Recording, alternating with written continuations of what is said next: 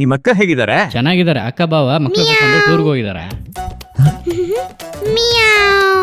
ಅಯ್ಯೋ ಏನಪ್ಪ, ಬೆಕ್ಕಿನ ಶಬ್ದ ಕೇಳ್ದಂಗಿತ್ತು. ನಮ್ಮ ಮನೇಲಿ ಬೆಕ್ಕೇನಿಲ್ವೋ, ಭಯ ಪಡ್ಬೇಡ. ಅಯ್ಯೋ ಬೆಕ್ಕ. ನಿನ್ನ ಬುದ್ಧಿ, ನಿನ್ನ ನಡವಳಿಕೆ, ನಿನ್ನ ಬೆಳವಣಿಗೆಗೆ ತಕ್ಕ ಹಾಗೆ ಇರಬೇಕು. ಚಿಕ್ಕ ವಯಸ್ಸಲ್ಲಿ ಮಾಡಿದಂಥ ಅದೇ ತಪ್ಪುಗಳನ್ನು ನೀನು ಈಗಲೂ ಮಾಡ್ತಿದ್ರೆ ನೀನು ಇನ್ನೂ ಬೆಳೆದಿಲ್ಲ ಅಂತ ಅರ್ಥ. ನಾವು ಚಿಕ್ಕ ಮಕ್ಕಳೇ, ಆದರೆ ತುಂಬ ಚಿಕ್ಕ ಮಕ್ಕಳಲ್ಲವಲ್ಲ. ಚಿಕ್ಕ ಮಕ್ಕಳು ತೀಟೆ ಮಾಡುತ್ತಾರೆ. ಚಿಕ್ಕ ಮಕ್ಕಳೆಂದರೆ ಆಟವಾಡಿಕೊಂಡೇ ಇರುತ್ತಾರೆ, ಹೇಳುವುದನ್ನು ಕೇಳುವುದಿಲ್ಲ, ತಂದೆ ತಾಯಿ ಹೇಳುವುದನ್ನು ಕೇಳುವುದಿಲ್ಲ. ಆದರೆ ನಾವು ಸ್ವಲ್ಪ ಬೆಳೆದಿದ್ದೇವಲ್ಲವ, ಅಮ್ಮ ಅಪ್ಪ ಏನಾದರೂ ಹೇಳಿದರೆ ಯಾವುದಕ್ಕಾಗಿ ಹೇಳುತ್ತಾರೆ, ಯಾಕೆ ಆ ರೀತಿ ಹೇಳುತ್ತಾರೆ ಎಂದು ನಾವು ಗಮನದಿಂದ ಕೇಳಬೇಕು. ಆ ಮೆಚುರಿಟಿಯನ್ನೇ ಏಸಪ್ಪ ನಮ್ಮ ಬಳಿ ಎದುರು ನೋಡ್ತಾರೆ.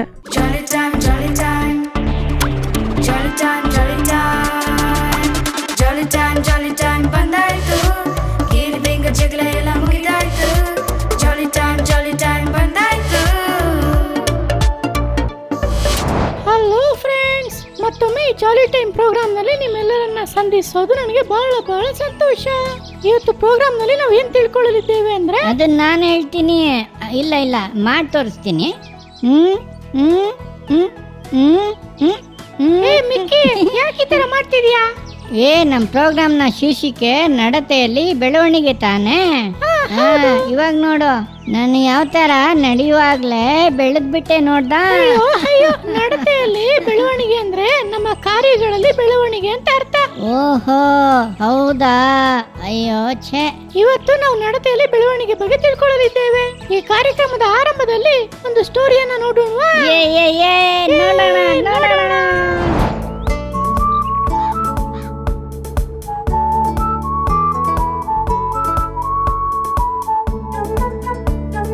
ಮಸಾಲ ಖಾಲಿ ಆಗೋಯ್ತೆ. ಏಂಜಲ್, ಏಂಜಲ್,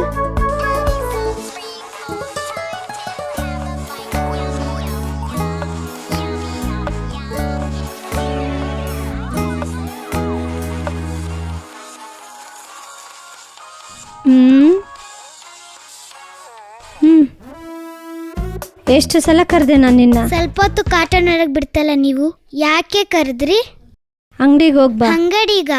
ಅಪ್ಪಗೆ ಅಂಗಡಿಗೆ ಹೋಗಕ್ಕೆ ಹೇಳೋ ತಾನೆ ಅಮ್ಮ. ಅಪ್ಪಗೆ ಕೆಲಸ ಇದೆ, ನೀನ್ ಹೋಗ್ಬಾ. ಸರಿ, ಹೇಳಿ ಏನ್ ತಗೋಬರ್ಬೇಕು? 100 ಗ್ರಾಮ್ ಚಿಕನ್ ಮಸಾಲೆ ತಗೋಬಾ. ಕೊಡಿ. ತಗೋ.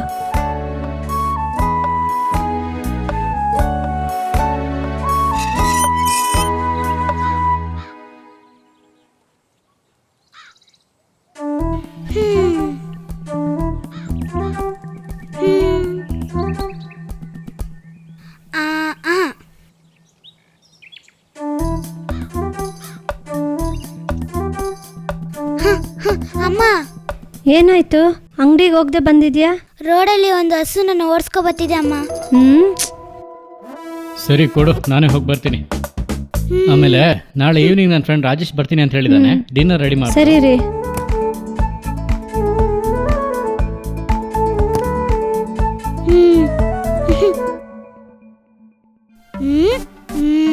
ಹಬ್ಬ, ಅಪ್ಪನ ಹೆಂಗೋ ಅಂಗಡಿ ಕಳ್ಸಾಯ್ತು. ಇವಾಗಾದ್ರೆ ಕಾರ್ಟೂನ್ ನೋಡ್ಬೇಕಷ್ಟೇ.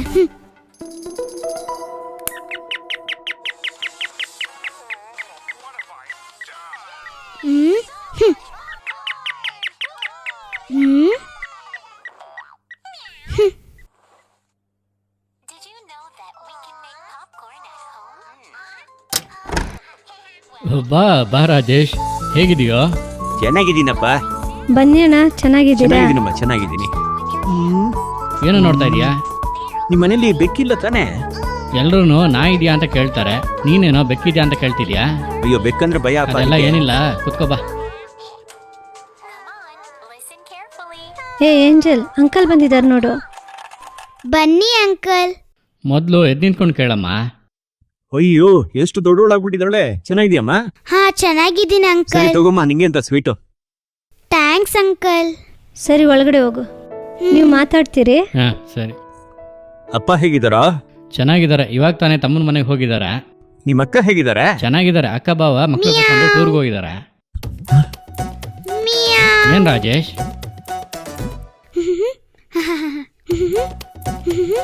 ಮಿಯಾವ್. ಅಯ್ಯೋ ಏನಪ್ಪ, ಬೆಕ್ಕಿನ ಶಬ್ದ ಕೇಳ್ದಂಗಿತ್ತು. ನಮ್ಮ ಮನೇಲಿ ಬೆಕ್ಕೇನಿಲ್ವಾ, ಭಯ ಪಡ್ಬೇಡ. ಆಮ್, ಆ, ಸರಿ, ಪ್ರಕಾಶ್ ಹೆಂಗಿದಾನಂತೆ? ಅವನು ಹೈದರಾಬಾದ್ ಸೆಟ್ಲ್ ಆಗ್ಬಿಟ್ಟಿದಾನ. ಅಪ್ಪ ಈ ಕಿಟ್ಟಿಗೆ ಅಯ್ಯೋ ಬೆಕ್ಕ. ಅಂಕಲ್ ಇದು ಬೊಂಬೆ ಅಂಕಲ್. ಏಂಜಲ್, ಸಾರಿ ಕಣ ರಾಜೇಶ್, ಸಾರಿ ಕಣ. ಹಾಟ್ ನಿಂತೋಗಿತ್ತು. ಓಯ್, ಬರ್ತೀನಿ sorry ಬಿಡ ನಾನು, ಕಣ. ಬರ್ತೀನಿ ಬಿಡ. ಊಟ ಮಾಡ್ಕೊಂಡು ಅಣ್ಣ ಹೋಗು. ಊಟ ಅಯ್ಯೋ ಮಾಡ್ಕೊಂಡು ಹೋಗಿ. ಬೇಡಮ್ಮ, ನನ್ಗೆ ಟೈಮ್ ಆಯ್ತು. ಅಣ್ಣ, ನಾನು ಊಟ ಬರ್ತೀನಿ. ಮಾಡೋಗಿ. ಇವಾಗ ತಾನೇ ಬರ್ತೀನಿ. ಬಂದಿದ್ಯಾ ರಾಜೇಶ್? ಬರ್ತೀನ, ಬಿಟ್ಬಿಡ. ಓಯ್ ರಾಜೇಶ್, ಬೆಳೆಸಿದ್ಯಪ್ಪ. ರಾಜೇಶ್.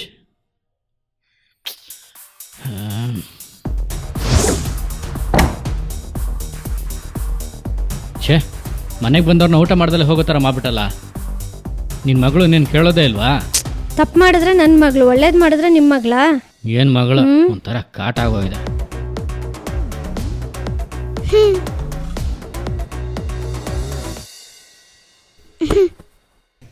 ಏಂಜಲ್, ಆ? ಏನ್ ಹುಡುಕ್ತಿದ್ಯಾ? ಫಂಕ್ಷನ್ಗೆ ಡ್ರೆಸ್ ಹುಡುಕ್ತಾ ಇದ್ದೀನಮ್ಮ. ಹಿಂಗ ಈ ಡ್ರೆಸ್ ಹಾಕೋ. ಅಯ್ಯೋ ಈ ಡ್ರೆಸ್ಸೇನಾ? ಹೌದು, ಈ ಡ್ರೆಸ್ಸೇ. ಅಮ್ಮ ಇದು ನಂಗೆ ಆಗಲ್ಲಮ್ಮ. ಪರವಾಗಿಲ್ಲ, ಹಾಕೋ. ಅಮ್ಮ ಇದು ಫಸ್ಟ್ ಸ್ಟ್ಯಾಂಡರ್ಡ್ ಓದುವಾಗ ತಗೊಂಡಿತ್ತಮ್ಮ. ಈಗ ನಾನು ಬೆಳೆದಿದ್ದೀನಿ. ನಿನ್ ಬಟ್ಟೆ ತಾನೇ, ಹಾಕೋ. ನಿಮ್ಗೆ ಏನಮ್ಮ ಆಯ್ತು? ಇದು ನನ್ಗೆ ಹೆಂಗಮ್ಮ ಸಾಲುತ್ತೆ? ಈ ಬಟ್ಟೆ ಇವಾಗ ನಿನ್ಗೆ ಹಾಕೊಳ್ಳೋದಕ್ಕೆ ಸಾಲೋದಿಲ್ಲ ಅಲ್ವಾ? ಅದೇ ರೀತಿನೇ ನಿನ್ನ ಹಳೆ ಕೆಟ್ಟ ಬುದ್ಧಿಗಳು ಈಗ ನಿನಗೆ ಸರಿ ಇರಲ್ಲ. ನಿನ್ನ ಬುದ್ಧಿ, ನಿನ್ನ ನಡವಳಿಕೆ, ನಿನ್ನ ಬೆಳವಣಿಗೆಗೆ ತಕ್ಕ ಹಾಗೆ ಇರಬೇಕು. ಮಗುವಾಗಿರುವಾಗ ಬಾಟಲಲ್ಲಿ ಹಾಲು ಕುಡ್ದೆ, ಈಗ ಆ ರೀತಿ ಕುಡಿತೀಯಾ? ಈಗ ನೀನು ಬದಲಾಗಿದೆಯಲ್ಲ, ಅದೇ ರೀತಿ ಎಲ್ಲದರಲ್ಲೂ ಬದಲಾಗಬೇಕು. ಚಿಕ್ಕ ವಯಸ್ಸಲ್ಲಿ ಮಾಡಿದಂಥ ಅದೇ ತಪ್ಪುಗಳನ್ನು ನೀನು ಈಗಲೂ ಮಾಡ್ತಿದ್ರೆ ನೀನು ಇನ್ನೂ ಬೆಳೆದಿಲ್ಲ ಅಂತ ಅರ್ಥ. ನಮ್ಮ ರೂಪ ಬದಲಾದ್ರೆ ಮಾತ್ರ ಸಾಲಲ್ಲ, ನಮ್ಮ ಹೃದಯನೂ ಬದಲಾಗಬೇಕು. ನಮ್ಮ ಹೃದಯ ಬದಲಾಗಬೇಕಂದ್ರೆ ಕ್ರಿಸ್ತನ ಆತ್ಮ ಉಳ್ಳವರಾಗಿರಬೇಕು. ನಿಮ್ಮಲ್ಲಿ ದೇವರ ಆತ್ಮನು ವಾಸವಾಗಿರುವುದಾದರೆ ಶರೀರ ಭಾವಾಧೀನರಲ್ಲ, ದೇವರ ಆತ್ಮನಿಗೆ ಅಧೀನರಾಗಿದ್ದೀರಿ. ಯಾವನಿಗಾದರೂ ಕ್ರಿಸ್ತನ ಆತ್ಮನು ಇಲ್ಲದಿದ್ದರೆ ಅವನು ಕ್ರಿಸ್ತನವನ್ನಲ್ಲ ಎಂದು ವಾಕ್ಯ ಹೇಳುತ್ತೆ. ಕ್ರಿಸ್ತನ ಆತ್ಮನು ನಿನ್ನಲ್ಲಿದ್ದಾನ? ಇಲ್ದಿದ್ರೆ ಏಸಪ್ಪ ನಿಮ್ಮ ಆತ್ಮನ ನನ್ನಲ್ಲಿ ಸುರಿಸಿ ಅಂತ ಕೇಳಿ ಕೆಟ್ಟ ನಡವಳಿಕೆಯನ್ನ ಬಿಟ್ಟು ಒಳ್ಳೆ ನಡವಳಿಕೆ ಉಳ್ಳವಳಾಗಿ ಬದಲಾಗು. ಸರಿ ಅಮ್ಮ, ಇನ್ಮೇಲೆ ನಾನು ಕೆಟ್ಟ ಅಭ್ಯಾಸನ ಬಿಟ್ಟು ಒಳ್ಳೆ ಅಭ್ಯಾಸಗಳನ್ನ ಪಾಲಿಸ್ತೀನಿ ಅಮ್ಮ. Good girl. ಸರಿ ಅಮ್ಮ. ಕೇತಿ, ಸ್ಟೋರಿ ಚೆನ್ನಾಗಿತ್ತು. ಆ ಏಂಜಲ್ ತುಂಬಾನೇ ಚೇಷ್ಟೆ ಮಾಡಿದ್ಲಲ್ವಾ? ಆದ್ರೆ ಇವಾಗ ಅವಳು ಬದ್ಲಾದ್ಲಲ್ವಾ? ಹೌದೌದು, ಗುಡ್ ಗರ್ಲ್. ಓಕೆ, ನಾವು ಈಗ ಮುಂದೆ ಏನ್ ನೋಡ್ಲಿದ್ದೇವೆ ಕ್ಯಾತಿ? ಇವಾಗ ನಾವೊಂದು ಹೆಲ್ತ್ ಟಿಪ್ಸ್ ನ ಕೇಳೋಣ. ಓಕೆ, ಕೇಳೋಣ. ಹಲೋ ಮಕ್ಕಳೇ, ನನ್ನ ಹೆಸರು ಆಪಲ್. ನನ್ನ ಹತ್ರ ಇರೋ ಒಳ್ಳೆ ವಿಷಯಗಳನ್ನ ಹೇಳೋದಕ್ಕೆ ನಾನು ಇವತ್ತು ಬಂದಿದ್ದೀನಿ. ಏನೇನು ಅಂತ ನೋಡೋಣವಾ? Vitamin C, vitamin A, fibre, potassium, protein. Vitamin C ನಿಮ್ಮ ಇಮ್ಯುನಿಟಿ ಸಿಸ್ಟಮ್ನ ಬೂಸ್ಟ್ ಮಾಡುತ್ತೆ. ವೈಟಮಿನ್ ಎ ನಿಮ್ಮ ಐಸೈಟ್ ಅನ್ನ ಇಂಪ್ರೂವ್ ಮಾಡುತ್ತೆ. ಹಾಗೆ ಇನ್ನೂ ಏನ್ ಗೊತ್ತಾ, ನಿಮ್ಮ ಲಂಗ್ಸು, ನಿಮ್ಮ ಹಾರ್ಟ್ ಎಲ್ಲ ಪ್ರಾಪರ್ ಆಗಿ ಫಂಕ್ಷನ್ ಆಗ್ಲಿಕ್ಕೆ ಹೆಲ್ಪ್ ಮಾಡುತ್ತೆ. ಫೈಬರ್ ನಿಮ್ಮ ಕೊಲೆಸ್ಟ್ರಾಲ್ನ ನಾರ್ಮಲ್ ಆಗಿಟ್ಕೊಳ್ಳೋದಕ್ಕೆ ಹೆಲ್ಪ್ ಮಾಡುತ್ತೆ. ಪೊಟ್ಯಾಷಿಯಂ ಏನ್ ಮಾಡುತ್ತೆ ಗೊತ್ತಾ, ನಿಮ್ಮ ಬ್ಲಡ್ ಪ್ರೆಷರ್ನ ನಾರ್ಮಲ್ ಆಗಿ ಇಟ್ಕೊಳ್ಳುತ್ತೆ. ಪ್ರೋಟೀನ್ ನಿಮ್ಮ ಬಾಡಿ ಟಿಶ್ಯೂಸ್ ಹಾಗೆ ಮಸಲ್ಸ್ನೆಲ್ಲ ಸ್ಟ್ರಾಂಗ್ ಆಗಿ ಇಟ್ಕೊಳ್ಳುತ್ತೆ. ಮಕ್ಕಳೇ, ಡೈಲಿ ಮರಿದಲ್ಲೇ ಒಂದು ಆಪಲ್ ತಿನ್ನಿ. An apple a day keeps the doctor away. Okay, bye friends, health tips ನ ನೋಡಿದ್ರಾ? ನೀವು ಕೂಡ ಹೆಲ್ತಿಯಾಗಿ ಇರಬೇಕು. ಈಗ ಮುಂದೆ ನಾವು ಏನ್ ನೋಡ್ಲಿದ್ದೇವೆ ಖ್ಯಾತಿ? ಮುಂದೆ ನಾವು ಇವಾಗ ಒಂದು ಟ್ರಿಕ್ಸ್ ನ ನೋಡೋಣ. ಬನ್ನಿ ಬನ್ನಿ ನೋಡೋಣ. ಹಲೋ ಮಕ್ಕಳೇ, ಎಲ್ಲ ಹೇಗಿದ್ದೀರಾ? ಚೆನ್ನಾಗಿದ್ದೀರಾ? ಓಕೆ, ನಿಮ್ಮನ್ನೆಲ್ಲ ನೋಡೋದು ತುಂಬಾನೇ ಸಂತೋಷ. ಇವತ್ತು ಕೂಡ ನಾವು ಸುಂದರವಾದ ಶೀರ್ಷಿಕೆಯಲ್ಲಿ ಕಾರ್ಯಕ್ರಮನ ನೋಡ್ತಾ ಇದೀವಿ. ಹೌದಾ? ಯಾವ್ದ್ರ ಬಗ್ಗೆ? ಹೌದು, ನಡತೆಯಲ್ಲಿ ಬೆಳವಣಿಗೆ. ಪ್ರತಿಯೊಂದು ಹಂತದಲ್ಲೂ ನಾವು ಒಂದು ಒಳ್ಳೆ ಬೆಳವಣಿಗೆನ ಎದುರು ನೋಡ್ತೀವಲ್ವಾ? ಹುಟ್ಟಿದ ಮಗುವನ್ನ ನೋಡಿ ಅದು ಬೆಳಿಬೇಕು ಅಂತ ಎದುರು ನೋಡೋ ತರನೇ ನಮ್ಮ ನಡತೆಯಲ್ಲಿ ಕೂಡ ಒಳ್ಳೆ ಒಂದು ಬೆಳವಣಿಗೆ ಬರ್ಬೇಕಂತ ಏಸಪ್ಪ ಎದುರು ನೋಡ್ತಾರೆ. ಓಕೆನಾ? ಆದ್ರಿಂದ ನಮ್ಮಲ್ಲಿ ಇರುವಂತ ಬೇಡದೆ ಇರೋ ಕೆಟ್ಟ ಸ್ವಭಾವಗಳನ್ನೆಲ್ಲ ನಾವು ಬಿಟ್ಬಿಟ್ಟು ಒಳ್ಳೆ ಸ್ವಭಾವಗಳು ನಮ್ಮ ನಡತೆಯಲ್ಲಿ ಇರ್ಬೇಕು ಅನ್ಬಿಟ್ಟು ಏಸಪ್ಪ ಇಷ್ಟಪಡ್ತಾ ಇದ್ದಾರೆ. ಸರಿನಾ? ಆತನ ಇಷ್ಟದೊಳಗೆ ನೀವು ಬರುವಾಗ ಅದಕ್ಕೆ ತಕ್ಕಂತ ಆಶೀರ್ವಾದಗಳನ್ನು ಏಸಪ್ಪ ಕೊಡ್ತಾರೆ. ಬೈಬಲ್ ಅಲ್ಲಿ ಒಂದು ವಾಕ್ಯ ಸುಂದರವಾಗಿ ಹೇಳಲ್ಪಟ್ಟಿದೆ. ಎಲ್ಲ ಕೆಟ್ಟತನವನ್ನು, ಎಲ್ಲ ವಂಚನೆಯನ್ನು, ಕಪಟವನ್ನು, ಹೊಟ್ಟೆ ಕಿಚ್ಚನ್ನು, ಎಲ್ಲಾ ತರದ ನಿಂದೆಯನ್ನು ವಿಸರ್ಜಿಸಿ ಹಸು ಮಕ್ಕಳಂತೆ ಪಾರಮಾರ್ಥಿಕವಾದ ಶುದ್ಧ ಹಾಲನ್ನು ಬಯಸಿರಿ, ಅದರಿಂದ ನೀವು ಬೆಳೆಯುತ್ತಾ ರಕ್ಷಣೆಯನ್ನು ಹೊಂದುವಿರಿ ಎಂಬುದಾಗಿ ಹೇಳಲ್ಪಟ್ಟಿದೆ. ಓಕೆನಾ? ಈ ತರ ನಾವು ಸತ್ಯವೇದವನ್ನು ಪ್ರತಿನಿತ್ಯ ಬಯಸುತ್ತಾ ಅದನ್ನ ಸ್ವೀಕರಿಸಿಕೊಂಡು ಅದರಲ್ಲಿ ನಾವು ಬಲಗೊಳ್ಳುವಾಗ, ಅದಕ್ಕೆ ತಕ್ಕಂತ ಬಲವನ್ನ, ಅದಕ್ಕೆ ತಕ್ಕಂತ ನಡತೆಯನ್ನ ನಾವು ತೋರ್ಪಡಿಸುವಾಗ ಅದಕ್ಕೆ ತಕ್ಕಂತ ಆಶೀರ್ವಾದವನ್ನು ನಿಶ್ಚಯವಾಗಿ ನೋಡಬಹುದು. ಸರಿ, ಈಗ ನೋಡಿ, ಅಣ್ಣನ ಹತ್ರ ಒಂದು ಬಾಟಲ್ ಇದೆ ಅಲ್ವಾ? ಸರಿ, ನೋಡಿದ್ರಾ? ಸರಿ, ಇದೇ ಇವಾಗ ನೀವು ಅಂತ ಅನ್ಕೊಳ್ಳಿ. ಈಗ ನಿಮ್ಮೊಳಗೆ ಇರುವಂತ ನಡತೆಯನ್ನ ಪ್ರತಿಯೊಂದು ಸಮಯದಲ್ಲೂ, ಹೊರಗೆ ಹೋಗುವಾಗ, ಬರುವಾಗ, ಮನೆಯಲ್ಲಿ ಕೂಡ ಎಲ್ಲ ಸ್ಥಳಗಳಲ್ಲೂ ನಿಮ್ಮ ಒಳ್ಳೆ ನಡತೆಯನ್ನು ನೀವು ತೋರ್ಪಡಿಸುವಾಗ, ಏಸಪ್ಪ ನಿಮ್ಮ ಒಳಗಡೆ ಇದ್ದಾರೆ, ಸತ್ಯವೇದ ವಾಕ್ಯಗಳು ನಿಮ್ಮ ಒಳಗಡೆ ಇದೆ, ಅದನ್ನ ನೀವು ತೋರ್ಪಡಿಸುವಾಗ ಒಳ್ಳೆ ಮಕ್ಕಳು ಅಂತ ನೀವು ತೋರ್ಪಡಲಿದ್ದೀರಾ. ಸರಿನಾ? ಆತರ ಮಾಡ್ತೀರಾ? ಸರಿ, ನೋಡೋಣವಾ? ಓಕೆ, ನೋಡಿ, ಸುಂದರವಾದಂತ ಒಂದು ಚಿಕ್ಕ ಬಾಟಲ್, ಹೌದಲ್ವಾ? ಅದರ ಒಳಗಡೆಯಿಂದ ಇದೇ ತರನೇ ನಿಮ್ಮೊಳಗಡೆಯಿಂದ ಇನ್ನೂ ಶ್ರೇಷ್ಠವಾದ, ಉತ್ತಮವಾದ ಆಶೀರ್ವಾದಗಳನ್ನು ನೀವು ತೋರಿಸಬಹುದು. ಇನ್ನು ನೋಡಿ, ನೋಡಿದ್ರಾ ಇದೆಲ್ಲ ಕೂಡ ನಿಮ್ಮೊಳಗಡೆಯಿಂದಾನೇ ನಡೆಯೋದನ್ನ ನೀವು ನೋಡಬಹುದು. ಇನ್ನು ನೀವು ನಿಮ್ಮ ಒಳ್ಳೆ ನಡತೆಯನ್ನು ತೋರಿಸೋದಾದ್ರೆ ಲೋಕ ನೋಡೋ ರೀತಿಯಲ್ಲಿ ನಿಮ್ಮ ಮೂಲಕ್ಕೂ ಆಗಿನೇ ನೀವು ಮಾಡ್ತೀರಾ. ಆಶೀರ್ವಾದಗಳನ್ನ ಒಂದೊಂದು ಕಾಲದಲ್ಲಿ ಕೂಡ ನೀವು ನೋಡಿ, ನಿಮ್ಮ ಒಳಗಡೆಯಿಂದ ಆ ಉತ್ತಮವಾದಂತ ಒಳ್ಳೆ ನಡತೆಗಳನ್ನ ತೋರ್ಪಡಿಸುವಾಗ ಆ ಬೆಳವಣಿಗೆನ ಕೂಡ ಕಾಣಬಹುದು. ಏಸಪ್ಪ ನಿಮ್ಮೊಂದಿಗೆ ಮಾಡುವಂತ ಆಶೀರ್ವಾದವಾದ ಕ್ರಿಯೆಗಳನ್ನು ಕೂಡ ತೋರಿಸಬಹುದು. ಸರಿನಾ ಮಕ್ಕಳೇ? ನೀವು ಕೂಡ ಇನ್ಮುಂದೆ ನೀವು ನಿಮ್ಮ ನಡತೆಯಲ್ಲಿ ಒಳ್ಳೆ ನಡತೆಯನ್ನ, ಬೇಡದೇ ಇರುವಂತ ಕೆಟ್ಟ ಸ್ವಭಾವ, ಕೆಟ್ಟ ವರ್ತನೆ, ಕೆಟ್ಟ ಯೋಚನೆಗಳು, ಕೆಟ್ಟ ಆಲೋಚನೆಗಳು, ಅದನ್ನೆಲ್ಲ ಬಿಟ್ಟು ನೀವು ಒಳ್ಳೆ ನಡತೆಗಳನ್ನ ತೋರ್ಪಡಿಸುವಾಗ ಏಸಪ್ಪ ನಿಮ್ಮನ್ನ ಮೆಚ್ಚುತ್ತಾರೆ, ಹೆಚ್ಚಾಗಿ ಆಶೀರ್ವದಿಸ್ತಾರೆ. ನೀವು ಹಾಗೇನೆ ಇರ್ತೀರಾ? ಓಕೆನಾ? Okay, God bless you, bye. Friends, tricks interesting ಆಗಿತ್ತಲ್ವಾ? ಓಕೆ, ಇವಾಗ ನಾವು ಬಹಳ ಮುಖ್ಯವಾದ ಸಮಯಕ್ಕೆ ಬಂದಿದ್ದೇವೆ, ಹೌದಲ್ವಾ ಖ್ಯಾತಿ? ಹೌದು ಮಿಕ್ಕಿ, ಇವಾಗ ನಾವು ದೇವರ ಸಂದೇಶವನ್ನು ಕೇಳೋಣ. ಬನ್ನಿ ಕೇಳೋಣ. ಹಲೋ ಮಕ್ಕಳೇ, ಪ್ರೈಸ್ ದ ಲಾರ್ಡ್. ಎಲ್ಲರೂ ಹೇಗಿದ್ದೀರಾ? ಇದಕ್ಕೂ ಮೊದಲು ತುಂಬ ಸೆಗ್ಮೆಂಟ್ಸ್ ಆಫ್ ಪ್ರೋಗ್ರಾಮ್ ನೋಡಿದ್ರಲ್ಲ, short film, health tips, tricks ಎಲ್ಲ ನೋಡಿದ್ದೀರಲ್ಲ. ಸರಿ, ಈಗ ನಾನೊಂದು ಚಿಕ್ಕದಾಗಿ ಒಂದು ಥಾಟ್ ನಿಮಗೆ ಹೇಳ್ಕೊಡ್ತೀನಿ. ಸರಿನಾ? ಗಮನದಿಂದ ಕೇಳಿ. ಚಿಕ್ಕದಾದ ಒಂದು ಥಾಟ್. ನಾನೊಂದು ವಾಕ್ಯನ ಮೊದಲು ನಿಮಗಾಗಿ ಓದ್ತೀನಿ. ಆ ವಾಕ್ಯ ಎಲ್ಲಿದೆ ಗೊತ್ತಾ? ರೋಮಾಪುರದವರಿಗೆ 8ನೇ ಅಧ್ಯಾಯ 9ನೇ ವಾಕ್ಯ. ನೀವಾದರೋ ನಿಮ್ಮಲ್ಲಿ ದೇವರ ಆತ್ಮನು ವಾಸವಾಗಿರುವುದಾದರೆ ಶರೀರ ಭಾವಾಧೀನರಲ್ಲ, ದೇವರ ಆತ್ಮನಿಗೆ ಅಧೀನರಾಗಿದ್ದೀರಿ. ಯಾವನಿಗಾದರೂ ಕ್ರಿಸ್ತನ ಆತ್ಮನು ಇಲ್ಲದಿದ್ದರೆ ಅವನು ಕ್ರಿಸ್ತನವನಲ್ಲ. ದೇವರ ಆತ್ಮವು ನಮಗಿದ್ದರೆ ನಾವು ಕ್ರಿಸ್ತನಿಗೆ ಸಂಬಂಧಪಟ್ಟವರಾಗಿರುತ್ತೇವೆ, ಶರೀರ ಭಾವಾಧೀನರಲ್ಲ, ನಾವು ಮಾಂಸಕ್ಕೆ ಸಂಬಂಧಪಟ್ಟವರಲ್ಲ ಎಂದು ಹೇಳಲ್ಪಟ್ಟಿದೆ. ನಾನೊಂದು ಪ್ರಶ್ನೆಯನ್ನು ಕೇಳಲ್ಲ, ನೀವು ಜ್ಞಾನವಂತರಾಗಿರಬೇಕೆಂದ ಆಸೆನಾ? ಎಲ್ಲರೂ ನಿಮ್ಮನ್ನು ನೋಡಿ ಇವರು ಜ್ಞಾನವಂತರು, ಇವರಿಗೆ ಜ್ಞಾನ ತಿಳುವಳಿಕೆ ಹೆಚ್ಚಾಗಿದೆ ಎಂದು ಹೇಳಬೇಕಾ? ನನ್ನ ಮಗನು ಮಗಳು ಜ್ಞಾನವಂತರು ಎಂದು ಹೆತ್ತವರು ಹೇಳಬೇಕಾ? ಇಲ್ಲ, ಇವಳು ಏನು ಮಾಡಿದರೂ ಸಕ್ಸಸ್ ಆಗಿರುತ್ತದೆ ಎಂದು ನೀವು ಅಂದುಕೊಳ್ಳುತ್ತೀರಾ ಎಂದು ಎಲ್ಲರೂ ನಿಮ್ಮನ್ನು ನೋಡಿ ಹೇಳಬೇಕಾ?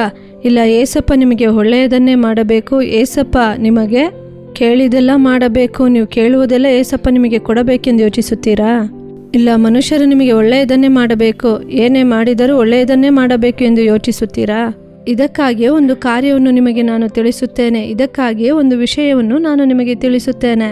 ಏನು ಗೊತ್ತಾ? ನಾವು ರೋಮಾಪುರದವರಿಗೆ 8ನೇ ಅಧ್ಯಾಯದಲ್ಲಿ ಓದಿದೆವಲ್ಲ, ಅದರಲ್ಲಿ ಪೌಲನು ಏನು ಹೇಳುತ್ತಾನೆ ಗೊತ್ತಾ? ದೇವರಾತ್ಮನು ನಿಮ್ಮಲ್ಲಿ ವಾಸವಾಗಿದ್ದರೆ ನೀವು ಶರೀರ ಭಾವಾಧೀನರಲ್ಲ, ದೇವರಾತ್ಮನಿಗೆ ಅಧೀನರಾಗಿರುತ್ತೀರಿ. ಇಲ್ಲಿ 2 ರೀತಿಯಾಗಿ ನಾವು ನೋಡಬಹುದು. ಶರೀರ ಭಾವದವರು, ದೇವರಾತ್ಮನಿಗೆ ಅಧೀನರಾದವರೆಂದು 2 ಟೈಪ್ ಆಫ್ ಪೀಪಲ್ನ ನೋಡಬಹುದು. ಆತ್ಮಿಕದವರು ಅಂದರೆ ಯಾರು ಗೊತ್ತಾ?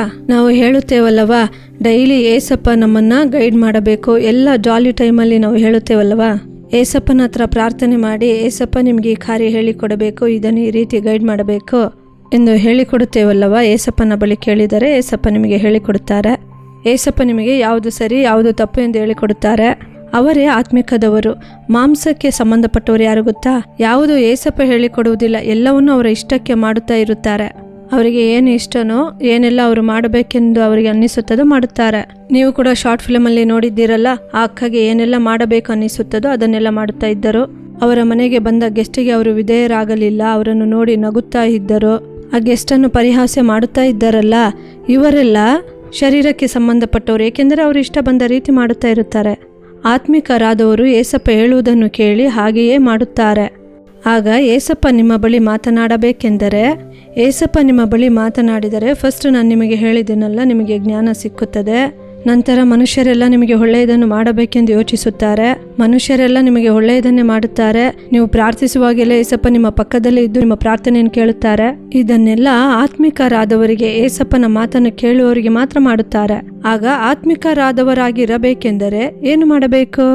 ಆತ್ಮಿಕರಾಗಿದ್ದರೆ ಮಾತ್ರ ಏಸಪ್ಪ ಮಾತಾಡುತ್ತಾರೆ. ಆಗ ನಾವು ಏನು ಮಾಡಬೇಕೆಂದರೆ, ನಮಗೆ ಒಂದು ಮೆಚ್ಯೂರಿಟಿ ಬೇಕು. ನಾವು ನಮ್ಮ ಜೀವನದಲ್ಲಿ ಡೇ ಟು ಡೇ ನಮ್ಮ ಬಿಹೇವಿಯರ್ ಇರುತ್ತದಲ್ಲವ, ನಮ್ಮ ನಡವಳಿಕೆ ಇರುತ್ತದಲ್ಲವ, ಆ ವಿಷಯದಲ್ಲಿ ನಾವು ತುಂಬ ಮೆಚ್ಯೂರ್ಡಾಗಿ ಇರಬೇಕು. ನಾವು ಎಲ್ಲ ವಿಷಯದಲ್ಲಿ ಜ್ಞಾನವಾಗಿ, ನಾವು ಚಿಕ್ಕ ಮಕ್ಕಳೇ, ಆದರೆ ತುಂಬ ಚಿಕ್ಕ ಮಕ್ಕಳಲ್ಲವಲ್ಲ. ಚಿಕ್ಕ ಮಕ್ಕಳು ತೀಟೆ ಮಾಡುತ್ತಾರೆ. ಚಿಕ್ಕ ಮಕ್ಕಳೆಂದರೆ ಆಟವಾಡಿಕೊಂಡೇ ಇರುತ್ತಾರೆ, ಹೇಳುವುದನ್ನು ಕೇಳುವುದಿಲ್ಲ, ತಂದೆ ತಾಯಿ ಹೇಳುವುದನ್ನು ಕೇಳುವುದಿಲ್ಲ. ಆದರೆ ನಾವು ಸ್ವಲ್ಪ ಬೆಳೆದಿದ್ದೇವಲ್ಲವ, ಅಮ್ಮ ಅಪ್ಪ ಏನಾದರೂ ಹೇಳಿದರೆ ಯಾವುದಕ್ಕಾಗಿ ಹೇಳುತ್ತಾರೆ, ಯಾಕೆ ಆ ರೀತಿ ಹೇಳುತ್ತಾರೆ ಎಂದು ನಾವು ಗಮನದಿಂದ ಕೇಳಬೇಕು. ಆ ಮೆಚ್ಯೂರಿಟಿಯನ್ನೇ ಏಸಪ್ಪ ನಮ್ಮ ಬಳಿ ಎದುರು ನೋಡ್ತಾರೆ. ನೋಡಿರಿ, ಚಿಕ್ಕ ಸಾಮುವೇಲನ ಬಳಿ ಏಸಪ್ಪ ಬಂದು ಮಾತಾಡ್ತಾರೆ. ಆಗ ಏಸಪ್ಪ ಒಂದು ಚಿಕ್ಕ ಹುಡುಗನ ಬಳಿ ಮಾತನಾಡುತ್ತಾರೆಂದರೆ, ಆ ಚಿಕ್ಕ ಹುಡುಗನು ಏಸಪ್ಪ ಹೇಳುವುದನ್ನು ಕೇಳುವುದಕ್ಕೆ ಅವನು ರೆಡಿಯಾಗಿದ್ದನು. ಆದ್ದರಿಂದಲೇ ಸಮುವೇಲನ ಬಳಿ ಏಸಪ್ಪ ಮಾತಾಡಿದ್ರು. ಸಮುವೇಲನು ಎಲ್ಲ ವಿಷಯದಲ್ಲಿ ಮೆಚ್ಯೂರ್ಡಾಗಿ, ತುಂಬ ಮೆಚ್ಯೂರ್ಡಾಗಿ, ಆತ್ಮಿಕ ವಿಷಯದಲ್ಲೂ ಸರಿ ಮತ್ತು ನಡವಳಿಕೆಯಲ್ಲಿ ಎಲ್ಲದರಲ್ಲೂ ತುಂಬ ಗುಡ್ ಬಾಯ್ ಆಗಿದ್ದರಿಂದ ಏಸಪ್ಪ ಮಾತಾಡಿದ್ರು. ನಾನು ಮತ್ತೊಂದು ಎಕ್ಸಾಂಪಲ್ ಹೇಳಲ್ಲ. ಲೂಕ 2ನೇ ಅಧ್ಯಾಯ 43ನೇ ವಾಕ್ಯದಿಂದ 52ನೇ ವಾಕ್ಯದವರೆಗೂ, 43ನೇ ವಾಕ್ಯದಿಂದ ಕೊನೆ ವಾಕ್ಯದವರೆಗೂ ಓದಿದ್ರೆ ಅಲ್ಲಿ ಒಂದು ಇನ್ಸಿಡೆಂಟ್ ಇದೆ. ಏನು ಗೊತ್ತಾ? ಏಸಪ್ಪನು ಅವರ ತಂದೆ ತಾಯಿಯು ಯೆರೂಸಲೇಮಿಗೆ ಹೋಗುತ್ತಾರೆ. ಮಧ್ಯದಲ್ಲಿ ಅವರ ತಂದೆ ತಾಯಿ ಕೆಲಸವನ್ನೆಲ್ಲ ಮುಗಿಸಿ ಯೆರೂಸಲೇಮಿನಲ್ಲಿ ಹಬ್ಬವನ್ನು ಆಚರಿಸಿ ಅವರು ಊರಿಗೆ ಹಿಂತಿರುಗಿ ಬರುತ್ತಾರೆ. ಆಗ ಏಸಪ್ಪ ಕಾಣುತ್ತಿಲ್ಲ. ಏಸಪ್ಪ ಕಾಣುತ್ತಿಲ್ಲ ಅಂತ ಎಲ್ಲ ಜಾಗದಲ್ಲಿ ಹುಡುಕುತ್ತಾರೆ. ಕೊನೆಯದಾಗಿ ನಾವು ಯೆರೂಸಲೇಮಿಗೆ ಹೋದೆವಲ್ಲ, ಅಲ್ಲಿ ಹೋಗಿ ಹುಡುಕೋಣ ಎಂದು ಅಲ್ಲಿ ಹೋಗಿ ಹುಡುಕುತ್ತಾರೆ. ಅಲ್ಲಿ ಹೋಗಿ ನೋಡಿದರೆ ಅಲ್ಲಿ ಅವರ ತಂದೆ ತಾಯಿಗೆ ಆಶ್ಚರ್ಯ ಕಾದಿತ್ತು. ಏನು ಗೊತ್ತಾ? ಸರಿ, ನಾನು ನಿಮ್ಮ ಬಳಿ ಒಂದು ಪ್ರಶ್ನೆ ಕೇಳುತ್ತೇನೆ. ನಿಮ್ಮ ಅಪ್ಪ ಅಮ್ಮ ನಿಮ್ಮನ್ನೆಲ್ಲೋ ಬಿಟ್ಟೋಗ್ಬಿಟ್ರು. 3 days ಇಂದ ನಿಮ್ಮ ಅಪ್ಪ ಅಮ್ಮನ ನೀವು ನೋಡಿಲ್ಲ. ಹಾಗೇನ್ ಮಾಡ್ತೀರಾ? ಯಾವುದೋ ಒಂದು ಮೂಲೆಯಲ್ಲಿ ಕೂತು ಅಳ್ತಾ ಇರ್ತೀರಲ್ವಾ? ನೀವು ಯಾರನ್ನಾದ್ರೂ ನೋಡಿದ್ರೆ, ಅಯ್ಯಯ್ಯೋ ನಮ್ಮ ಅಪ್ಪ ಅಮ್ಮ ಕಾಣ್ತಾ ಇಲ್ಲ, ನಮ್ಮ ಅಪ್ಪ ಅಮ್ಮ ನಮ್ಮನ್ನ ಬಿಟ್ಟೋಗ್ಬಿಟ್ರು ಅಂತ ಹೇಳಿ ಅಳ್ತಿರಲ್ಲ. ಆದ್ರೆ ಇಲ್ಲಿ ಏನ್ ನಡೀತು ಗೊತ್ತಾ? ಏಸಪ್ಪ ಅದನ್ನೆಲ್ಲ ಮಾಡ್ಲಿಲ್ಲ. 46ನೇ ವಾಕ್ಯವನ್ನು ನೀವು ನೋಡಿದ್ರೆ, ಲೂಕ 2ನೇ ಅಧ್ಯಾಯ 46ನೇ ವಾಕ್ಯವನ್ನು ನೀವು ನೋಡಿದ್ರೆ, 3 ದಿನದ ಮೇಲೆ ಆತನನ್ನು ದೇವಾಲಯದಲ್ಲಿ ಕಂಡರು. ಆತನು ಬೋಧಕರ ನಡುವೆ ಕುಳಿತುಕೊಂಡು ಅವರ ಉಪದೇಶವನ್ನು ಕೇಳುತ್ತಾ ಪ್ರಶ್ನೆ ಮಾಡುತ್ತಾ ಇದ್ದನು. ಇಲ್ಲಿ ಏನು ಗೊತ್ತಾ ಬರೆಯಲ್ಪಟ್ಟಿದೆ? ಏಸಪ್ಪನನ್ನು 3 ದಿನಗಳ ನಂತರ ನೋಡುತ್ತಾರೆ. ಅಲ್ಲಿ ಏನು ಗೊತ್ತಾ ಮಾಡ್ತಿದ್ದಾರೆ ಏಸಪ್ಪ? ಅಲ್ಲಿ ತುಂಬಾ ಬೋಧಕರಿದ್ದರು. ಯೆರೂಸಲೇಮಿನಲ್ಲಿ ಒಂದು ದೊಡ್ಡ ಸಭೆ ಇದ್ದಿತು. ಈಗ ನಿಮ್ಮ ಚರ್ಚ್ಗಳಲ್ಲಿ ಪಾಸ್ಟರ್ಸ್ ಎಲ್ಲ ಇರುತ್ತಾರಲ್ಲ, ಬೋಧಕರು ಪಾಸ್ಟರ್ಗಳೆಲ್ಲ ಇರುತ್ತಾರಲ್ಲ, ಅದೇ ರೀತಿ ಯೆರೂಸಲೇಮಿನಲ್ಲಿ ಒಂದು ದೊಡ್ಡ ದೇವಾಲಯವಿದ್ದಿತು. ಅಲ್ಲಿ ಅನೇಕ ಬೋಧಕರುಗಳು ಇರುತ್ತಾರಲ್ಲ, ಅವರನ್ನೆಲ್ಲ ಕೂರಿಸಿಬಿಟ್ಟು ಅವರ ಬಳಿ ಅನೇಕ ವಿಷಯಗಳನ್ನ ಕೇಳುತ್ತಿದ್ದರು. ಆ ಬೋಧಕರ ಬಳಿ ಏನನ್ನು ಕೇಳಿರುತ್ತಾರೆ? ಏಸಪ್ಪನ ಬಳಿ ಕರ್ತನ ಬಗ್ಗೆ ಹೇಳಿರಿ, ದೇವರ ಬಗ್ಗೆ ಹೇಳಿರಿ, ಬೈಬಲಲ್ಲಿ ಏನು ಬರೆಯಲ್ಪಟ್ಟಿದೆ, ಇಲ್ಲಿ ಏನಿದೆ, ಅಲ್ಲಿ ಏನಿದೆ ಎಂದು ಏಸಪ್ಪ ಕೂತುಕೊಂಡು ಬೈಬಲಲ್ಲಿ ಹೀಗೆ ಬರೆಯಲ್ಪಟ್ಟಿದ, ಹಾಗೆ ಇದೆಯಾ ಎಂದು ಬೈಬಲನ್ನು ಕುರಿತು ತಿಳಿದುಕೊಳ್ಳಲು ಆರಂಭಿಸಿದರು. ಹೀಗೆ ಫ್ರೆಂಡ್ಸ್, ನೀವು ನಿಮ್ಮ ನಡವಳಿಕೆಯಲ್ಲಿ ಡೇ ಟು ಡೇ ಲೈಫಲ್ಲಿ ನೀವು ಬೆಳೆಯಬೇಕು. ಡೇ ಟು ಡೇ ಲೈಫಲ್ಲಿ ಏಸಪ್ಪ ನಿಮ್ಮನ್ನು ಗೈಡ್ ಮಾಡಬೇಕು. ಆ ರೀತಿ ನೀವು ಯೋಚಿಸಿದ್ರೆ ಇಲ್ಲಿ ಏಸಪ್ಪ ಮಾಡ್ತಾರಲ್ಲ, ತುಂಬಾ ವಿಷಯಗಳನ್ನ ಓದಬೇಕು, ಬೈಬಲ್ನ ಓದಬೇಕು. ನೀವು ಬೈಬಲ್ ಓದುವಾಗ ಏನಾದರೂ ಡೌಟ್ ಬಂದರೆ ನಿಮ್ಮ ಅಪ್ಪ ಅಮ್ಮ ಹತ್ರ ಕೇಳ್ಬೋದು. ಇಲ್ಲದಿದ್ದರೆ ನಿಮ್ಮ ಪಾಸ್ಟರ್ ಹತ್ರ, ಏಸಪ್ಪ ಹಾಗೆ ತಾನೇ ಕೇಳಿದ್ರು, ಇಲ್ಲಿ ಏನು ಹೇಳಿದೆ, ಬೈಬಲ್ ಅಲ್ಲಿ ಏನು ಹೇಳಿದೆ ಎಂದು ಅವರ ಪಾಸ್ಟರ್ ಬಳಿ ಕೇಳಿದಾರಲ್ಲ, ಅದೇ ರೀತಿ ನೀವು ಕೂಡ ಪಾಸ್ಟರ್ ಬಳಿ ಕೇಳಬಹುದು. ಈ ರೀತಿ ನೀವು ಆಗಾಗ ಧ್ಯಾನ ಮಾಡೋದಕ್ಕೆ ಆರಂಭಿಸಿದ್ರೆ ಏಸಪ್ಪನು ನಿಮ್ಮೊಂದಿಗಿದ್ದು ನಿಮ್ಮನ್ನ ಗೈಡ್ ಮಾಡ್ತಾರೆ. ಮತ್ತೊಂದು ವಾಕ್ಯನ ಹೇಳ, ಅವರು ಅವರ ತಂದೆ ತಾಯಿಯನ್ನು ನೋಡಿ, ಓ ಇಷ್ಟು ದೊಡ್ಡ ಕೆಲಸವನ್ನು ನನ್ನ ಮಗ ಮಾಡುತ್ತಿದ್ದಾನ ಎಂದು ಅವರ ತಂದೆ ತಾಯಿಗೆ ಆಶ್ಚರ್ಯವಾಯ್ತಾ? ನಂತರ ಅವರನ್ನು ಕರೆದುಕೊಂಡು ಹೋಗುತ್ತಾರೆ, ಏಸಪ್ಪನ ಮನೆಗೆ ಕರೆದುಕೊಂಡು ಹೋಗುತ್ತಾರೆ. ಆಗ ಲೂಕ 2ನೇ ಅಧ್ಯಾಯ 51ನೇ ವಾಕ್ಯವನ್ನು ನೋಡಿದರೆ, ಬಳಿಕ ಆತನು ಅವರ ಜೊತೆಯಲ್ಲಿ ನಜರೇತಿಗೆ ಬಂದು ಅವರಿಗೆ ಅಧೀನನಾಗಿದ್ದನು. ಸೆಕೆಂಡ್ ಏನು ಮಾಡುತ್ತಾರೆ ಗೊತ್ತಾ? ತಂದೆ ತಾಯಿಗೆ ಅಧೀನರಾಗಿದ್ದರು ಏಸಪ್ಪ.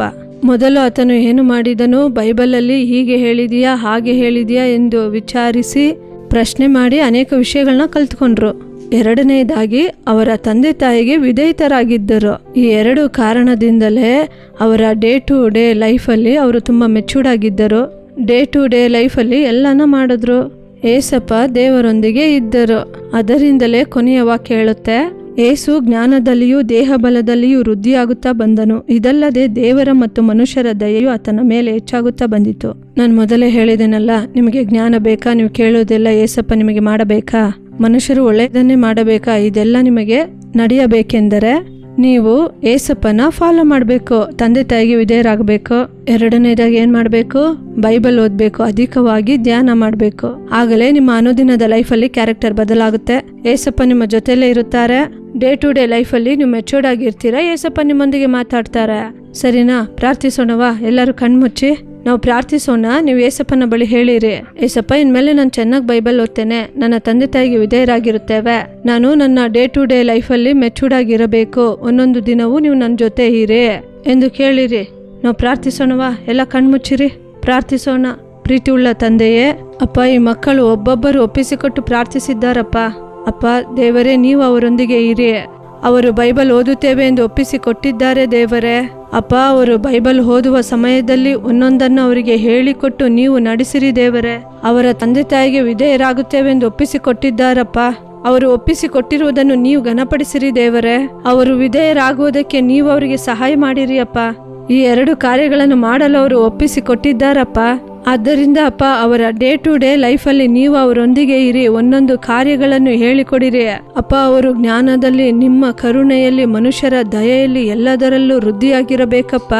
ಅಪ್ಪ, ಬೇರೆಯವರಿಗೂ ಅಪ್ಪ ಇವರಿಗೂ ವ್ಯತ್ಯಾಸವನ್ನು ಉಂಟು ಮಾಡಿರಿ. ನೀವು ಪ್ರಾರ್ಥನೆಯನ್ನು ಕೇಳುತ್ತಿರುವುದಕ್ಕಾಗಿ ವಂದನೆ ಅಪ್ಪ. ಅಪ್ಪ, ಯಾರೆಲ್ಲ ಪ್ರಾರ್ಥಿಸುತ್ತಿದ್ದಾರೆ ಎಂದು ನೀವು ನೋಡುತ್ತಿದ್ದೀರಿ. ಎಲ್ಲರಿಗೂ ನಿಮ್ಮ ಕೃಪೆಯನ್ನು ಕೊಟ್ಟು ನಡೆಸಿರಿ, ಬಲಪಡಿಸಿರಿ ಅಪ್ಪ. ಅವರು ಒಪ್ಪಿಸಿಕೊಟ್ಟ ರೀತಿ ಕೊನೆಯವರೆಗೂ ಕಾಪಾಡಲು ಅವರಿಗೆ ಕೃಪೆ ಮಾಡಿರಿ. ಯೇಸುವಿನ ನಾಮದಲ್ಲಿ ಪ್ರಾರ್ಥಿಸುತ್ತೇನೆ, ಜೀವವುಳ್ಳ ತಂದೆಯೇ, ಆಮೇನ್. ಫ್ರೆಂಡ್ಸ್, ಮರೆತು ಹೋಗಬೇಡಿ, ನೀವು ವಾಕ್ಯ ಓದಬೇಕು, ನಂತರ ಪ್ರಾರ್ಥಿಸಬೇಕು, ಪೇರೆಂಟ್ಸ್ಗೆ ವಿಧೇಯರಾಗಬೇಕು. ಓಕೆನಾ? ಬಾಯ್ ಬಾಯ್. ಏನ್ ಫ್ರೆಂಡ್ಸ್, ನೀವು ಪ್ರೋಗ್ರಾಮ್ ನೋಡಿ ಎಂಜಾಯ್ ಮಾಡಿದ್ರಾ? ನೀವು ಕೂಡ ಒಳ್ಳೆ ನಡತೆಯಲ್ಲಿ ಬೆಳವಣಿಗೆ ಹೊಂದಿ. ಈ ಪ್ರೋಗ್ರಾಮ್ ನಿಮ್ಮೆಲ್ಲರಿಗೂ ತುಂಬಾನೇ ಪ್ರಯೋಜನವಾಗಿತ್ತು ಅಂತ ನಂಬ್ತೀವಿ. ಇನ್ನೊಂದು ಪ್ರೋಗ್ರಾಮ್ ಅಲ್ಲಿ ಸಂಧಿಸೋಣ. ಅಲ್ಲಿವರೆಗೂ ಬಾಯ್. Jolly Time, Jesus Redeems Ministries, Nalumavadi, Thuthukudi District, 628211. For 24 hours prayer support, call 08035454545. God bless you.